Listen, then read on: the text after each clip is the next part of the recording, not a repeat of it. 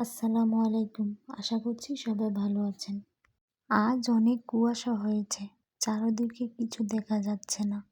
সকালে তাসবিহ রেডি হয়ে গেছে মসজিদে যাওয়ার জন্য। তার কিছুক্ষণ পর আবিদ ও নানার সাথে বাজারে চলে গেল কিছু গুড় আনার জন্য। আজ দুধ চিতই বানানো হবে। তার জন্য আম্মু চাল ভিজিয়ে নিল। ঘণ্টাখানেক ভিজানোর পর ব্লেন্ড করে নিল। আবিদ ও নানা বাজার থেকে গুড় এবং খেজুরের রস নিয়ে এসেছে। সাথে দুধও নিয়ে এসেছে। দুধটা জাল দিতে বসিয়ে দিলাম। পিঠা বানানোর জন্য তাওয়াটা ভালোভাবে গরম করে নিল। তারপর পিঠার ডোটা দিয়ে দিল। কি সুন্দর হয়েছে মাশাআল্লাহ। সাথে সাথে শিরায় ডুবিয়ে দিল।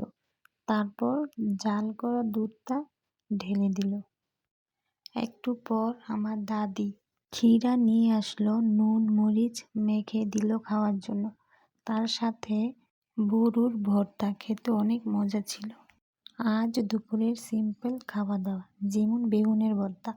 বেগুনগুলো প্রথমে ভেজে নিলাম, তারপর ধনিয়া পাতা, কাঁচা পেঁয়াজ, শুকনো মরিচ দিয়ে ভালোভাবে ভর্তাটা বানিয়ে নিলাম। সাথে কিন্তু লবণ আর সরিষার তেলও দিয়েছি। এই বেগুন ভর্তাটা খেতে অনেক মজার হয়। তার সাথে ছিল টমেটোর চাটনি।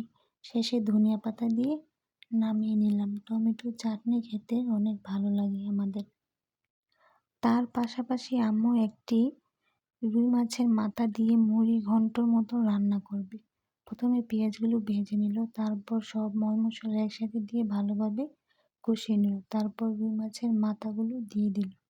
ভালোভাবে নাড়াচাড়া করে কাঁচামরিচ, টমেটো একসাথে দিয়ে ভালোভাবে কষিয়ে নেবে।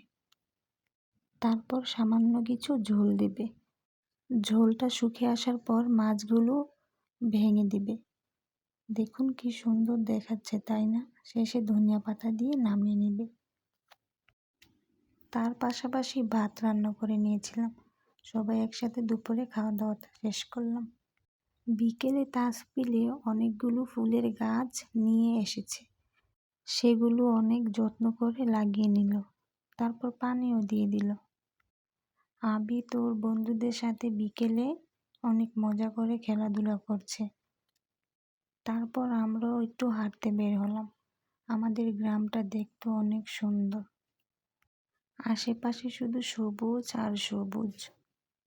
হাঁটতে হাঁটতে দেখি চকের মাঝে একটা বক দেখা যাচ্ছে।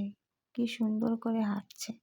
তারপর বিকেলে বাসায় এসে পিঠাটা সবাই মিলে খেলাম। পিঠাটা খেতে অনেক মজা হয়েছে। আবিদ তাসবিল অনেকদিন ধরে বায়না করছিল ওরা ফ্রাইড রাইস খাবে। এই জন্য কিছু খাবার অর্ডার করে দিলাম। তারপর রাতে সবাই মিলে একসাথে খেলাম। অনেক মজা হয়েছিল। এতক্ষণ ভিডিওটি দেখার জন্য ধন্যবাদ। আর এস ফ্যামিলির ভিডিওজের পাশেই থাকবেন। Thank you.